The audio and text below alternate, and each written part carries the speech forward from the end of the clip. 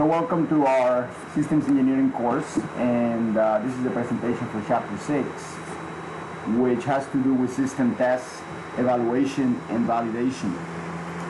Now normally this is a very important topic, and normally it gets sort of relegated towards the end, so we're guilty on that here too.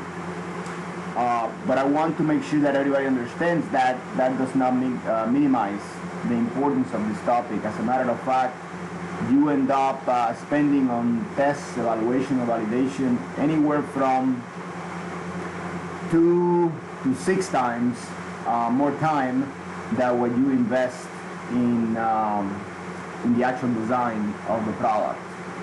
So normally 2 to 3 times as much time is average, is normal.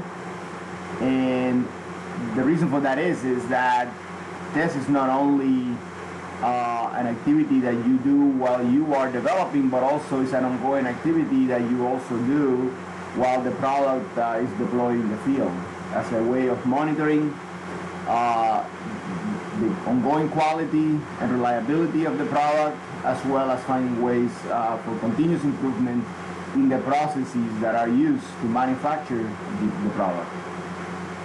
So I don't want you to get the idea that it is not important. It's actually very, very important. And the simple pragmatic reason that we spend so much time in the actual studying the actual development and design of the product is pragmatic in nature, because you do have to have something designed in order to test it. So that is first and foremost something that you have to do.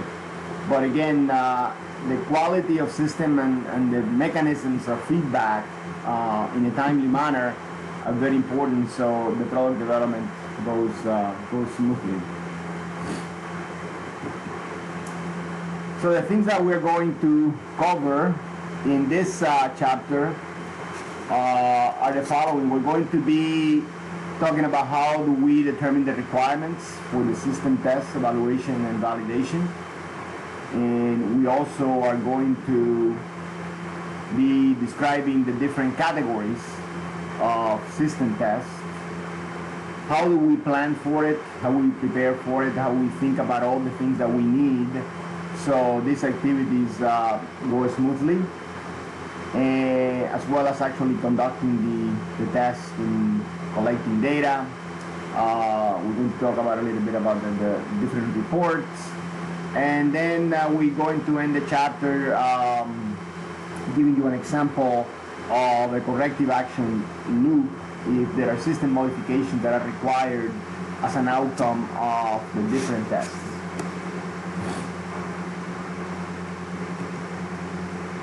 So to start, we're going to kind of go back and look at the whole flow that we have been discussing in this course, starting with the definition of need and getting good requirements, then actually doing the development of the system, and then the evaluation. So we're actually going to talk about the differences between test and evaluation and validation, but at a high level. At some point where you are in the middle of the development and you're doing some type of evaluation or test, of course you're going to look at the results, and if they're satisfactory you can go on to the next step, but if they're not, you have to assess that, analyze those results, and come up with alternatives given external factors and constraints. So if there are no feasible alternatives, well, that's a big problem that could actually tie into the business plan for the project or the product.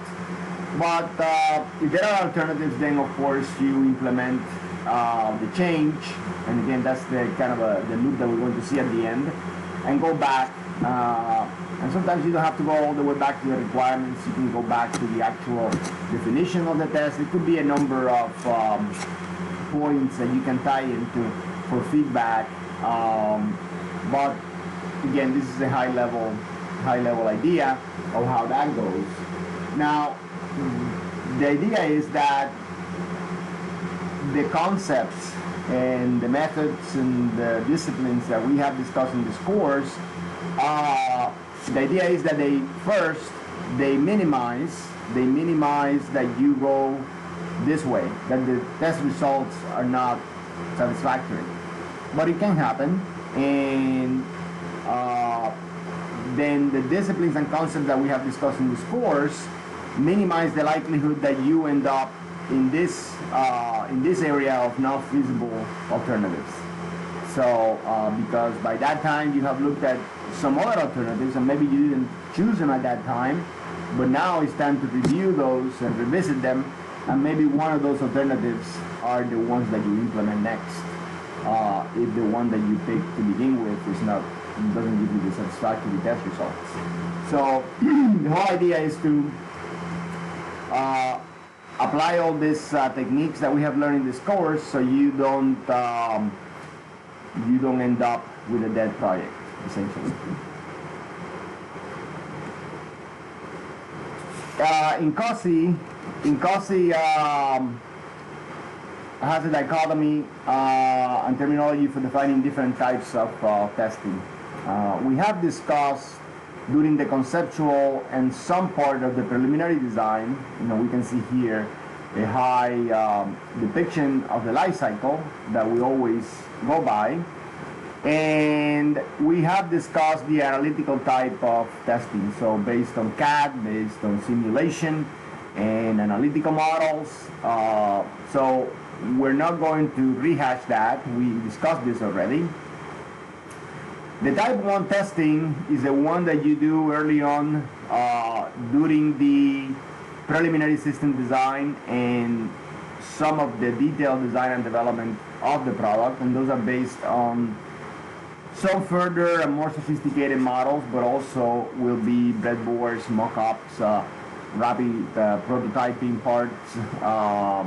So I am sure that even if you have not looked at them from that perspective, everything that you have learned in all the labs up to this point put you in a good place, in a good position to understand this type 1 testing, because that's essentially what you have been doing.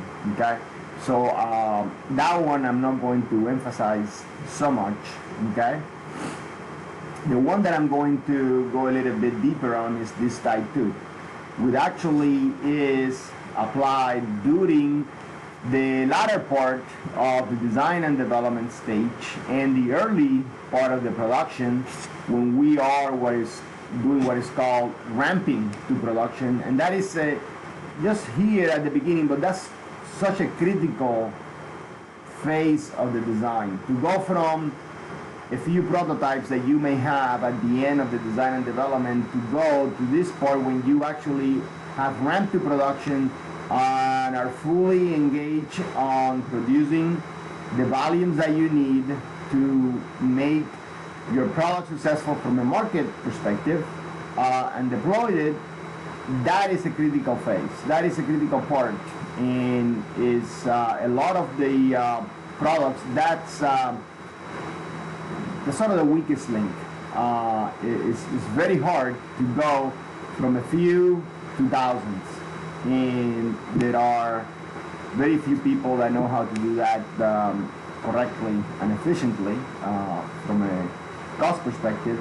So for that, you need this type 2 testing. You need this type 2 testing to be successful, and we're going to be talking in detail what that entails, what that is. Then type 3 refers to sort of the more general, more conventional type of test that you do during production. And type 4 refers to the types of tests that are done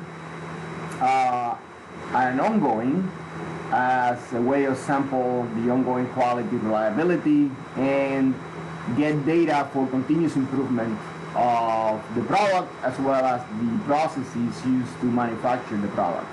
So those are more straightforward. They actually evolve from the type 2 testing. So I'm going to really emphasize this type 2 testing here. Okay.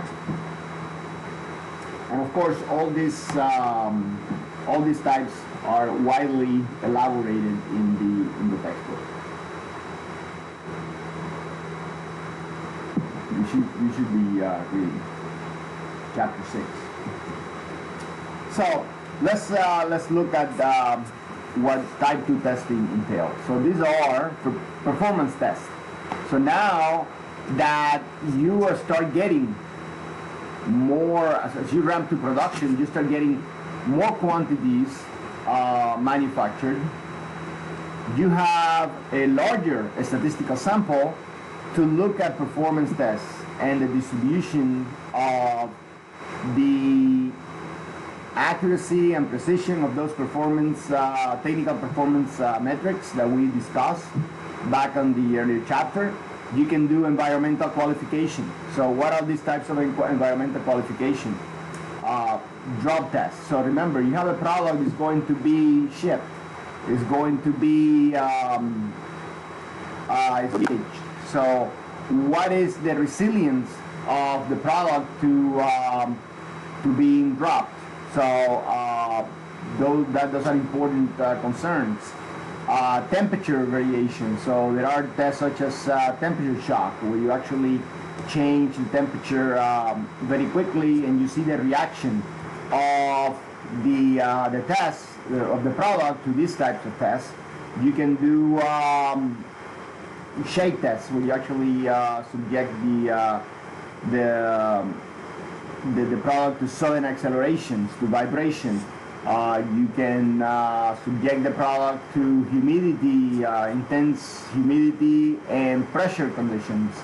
So a lot of these tests are destructive in nature, because they actually stress the product beyond what you designed it for, but they also have the capability of accelerating the life of the product. So by exposing the product to these stressful conditions, you actually can see if the product is going to last, for example, 10 years. And there are many reliability models based on the materials that products are made of. The ones that I'm most familiar with is, of course, silicon, with my semiconductor background. But there is a way to, for example, if you increase the voltage and the temperature of semiconductors, you actually can simulate the aging of the oxides, and that will give you a measure about temp shock type testing, where you can subject products to sudden temperature changes, as well as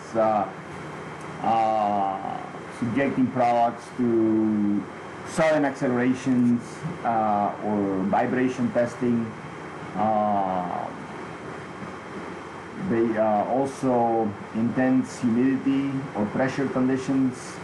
And what I was saying is that a lot of these types of testing are destructive in nature, because they are stressing the product beyond the environment that they were designed to operate in. But they have, and there are many models based on materials, reliability models for different materials, of how you can actually accelerate the life of materials. And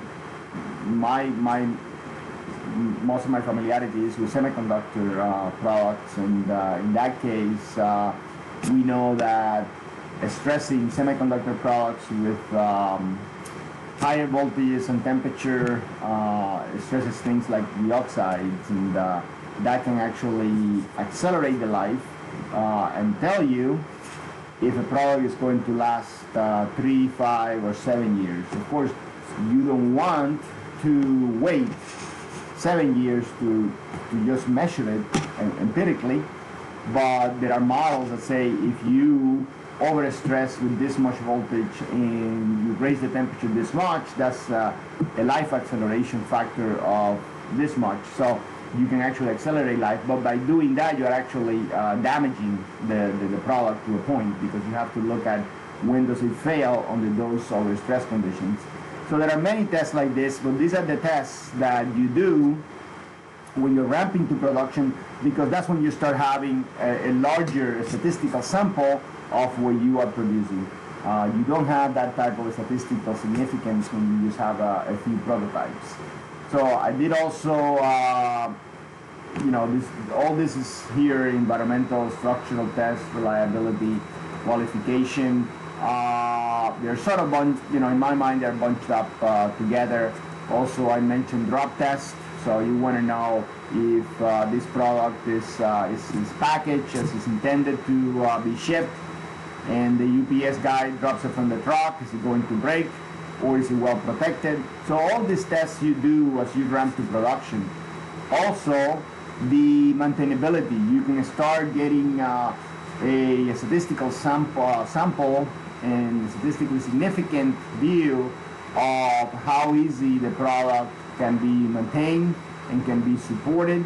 You can start deploying the product to a few users and personnel to start doing more tests and evaluation and collecting really significant amounts of data on the verification. On the software side, also, you can deploy software to users in an alpha or beta type of engagement to really get more data on software verification beyond the regular verification and debugging that is done during the coding. So this type 2 testing is very, very important as you transition from your development and a few prototypes to actually ramping to production, where is really where the promise of the project is going to materialize as you deploy it into the market.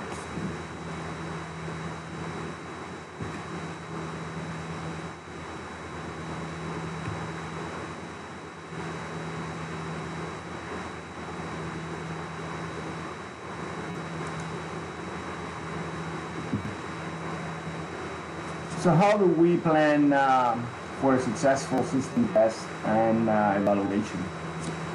The most important thing, just like we did when we were planning for the product, and we tried to gather holistically and completely all the product requirements, is to identify all the tests that need to be accomplished.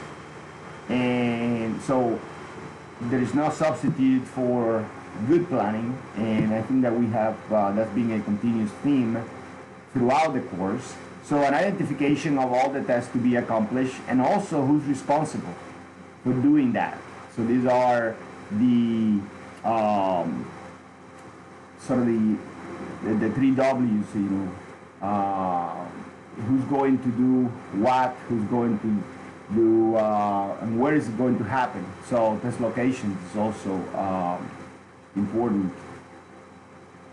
A clear description of the preparation for the test and what is that the steps, the standard operating procedures for the test. That's important. So a lot of documentation becomes very important. So that basically gets put in a plan, okay? And also you may want to describe what type of test reporting you are expecting. So how do you consolidate the outcomes of the testing, and what is it that you want documented so that it is actionable? It is actionable not just to have it, but to help you in case that you have to do something about the results to mitigate some issue that may have come up.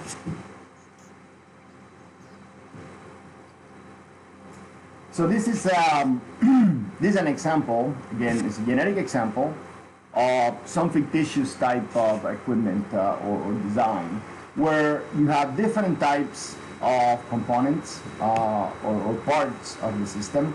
Let's say that you have a system that has a subsystem that is totally new, and that is going to be integrated in some existing system.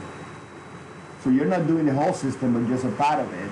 But you are doing, you have already most of the system.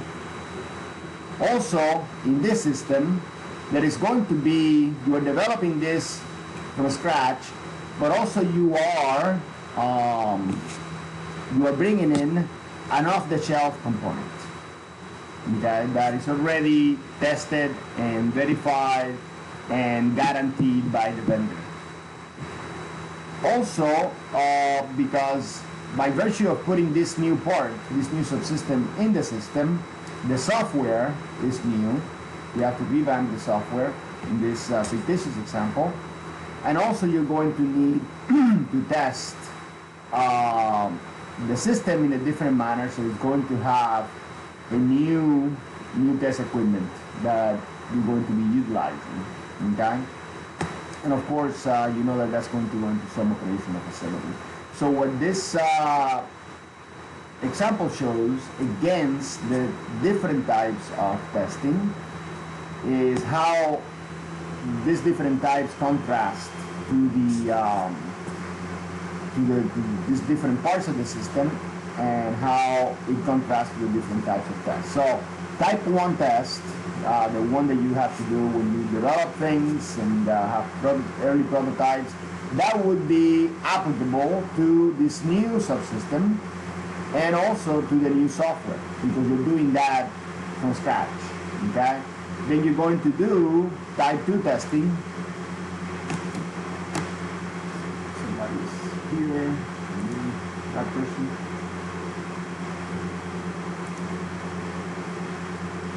So you're also going to have to do type 2 testing that we just discussed on this new part. But also, as you bring this subsystem into the existing system, you're also going to have to do this type 2 testing in the overall system, as well as in the new test equipment that you're going to require. Okay? Then you're going to integrate everything. And type 3 testing refers to the same type of type 2 testing, but not with the same granularity, not with the same level of detail, because you already did the parts, or some of the parts, but here you're doing it on the whole thing. And then you deploy the system to the operational facility, and you do this ongoing operational facility-based type 4 testing, which again is a subset of type 2 and type 3, but not at the same level of detail.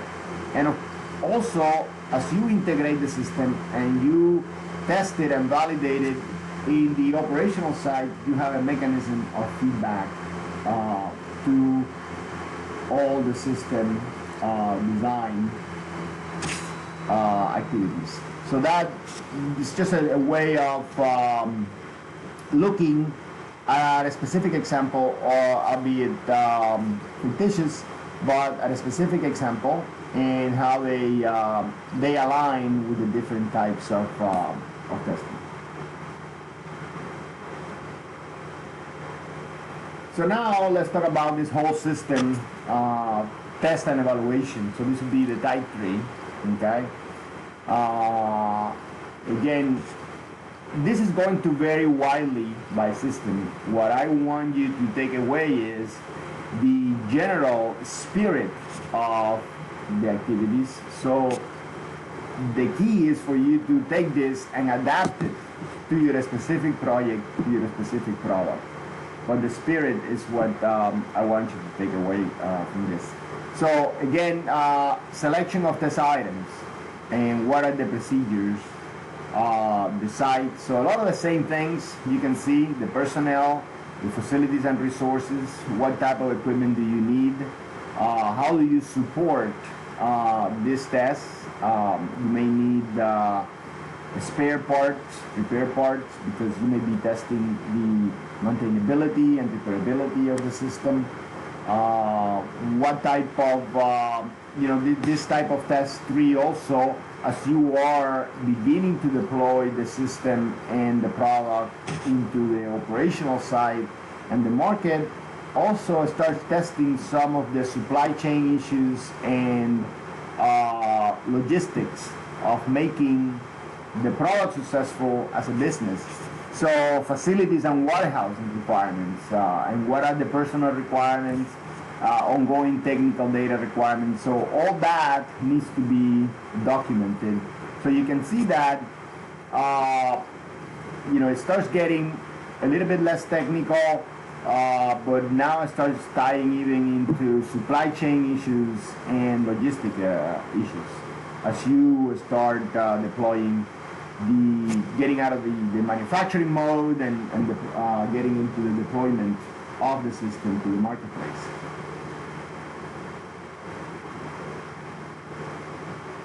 So what is it that, when you ask this question, what should be testing? What should we be testing? These are a few questions to keep in front of you. At any time, what you want to know is this: what is the true performance and the effectiveness of the system? We defined these things even back in chapter 3, okay? And as you get more product manufactured and you get a larger sample size and more statistical significance, you can start to see what is the true performance and the effectiveness of the system, but also the logistics. Things like the logistics and maintenance support infrastructure. So really, you start getting an omni view of everything that is going to take to make that product successful. You can get a lot of statistical data and look at distributions and a statistical analysis and metrics of the technical performance measures of the system. Are they really being met? What type of accuracy and precision distributions that you have? What type of control on those distributions your manufacturing processes are yielding?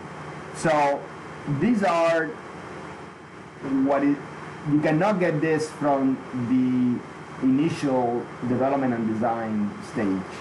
You have to have enough what we call pilot runs, where we build anywhere from just a few hundreds, so a few hundreds of a product, and that's enough to get some meaningful statistical data on things like TPM distributions and things like that.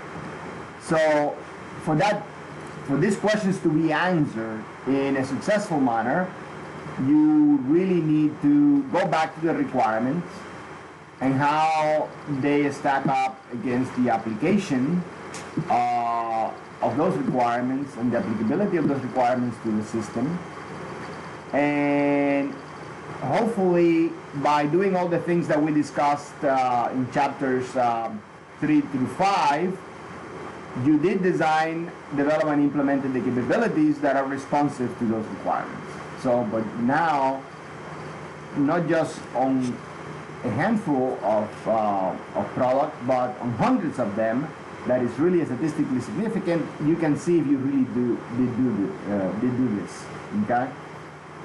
And again, hopefully, if you have followed those methodologies and disciplines, you indeed do it, and your product will be successful.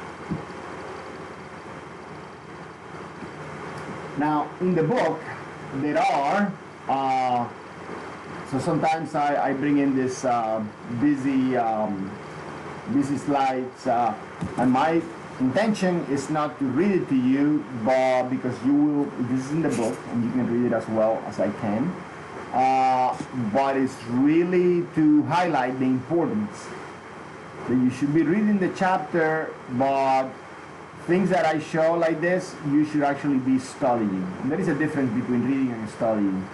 So on this, you should pause, read it a couple of times, but think about it. Really try to bring it into some meaningful context of something that you are doing, that you are thinking about doing, and that's why I try to link this course so much to your upcoming senior projects. So try to think about these things in the context of something that you are passionate about, like your senior project, and that you are almost ready to start. So go through this list of the different types of test items and issues, and spend some time studying this. It is very important. It's kind of a good summary of everything that we're talking about in this chapter. So I have that in three slides here. This is pretty comprehensive. I'm going to wrap up the chapter. I just want to show, this is a pretty short chapter. I just want to show an example of system evaluation corrective action loop. And again, this is something that you should put together for your own project in the context of your organization. Whether it's a huge organization, it may be much more complex than this.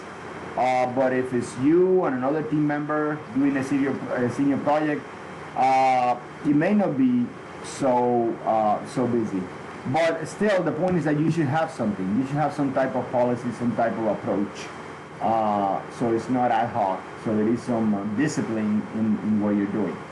So in this example, what we have is here starting with field operations. So the system is being deployed and is operating, and you have both test activities and also the actual operation of the system. I mean, many systems right now, with the ease of connectivity, a lot of the systems are continuously storing and feeding back metrics of their operation that can help in with this data collection that can be done through the network. So you're going to be collecting data, and so you must have an infrastructure for storing that data. So this is essentially here, these two boxes comprise a database of not only the raw data but also of some reports and results that come later.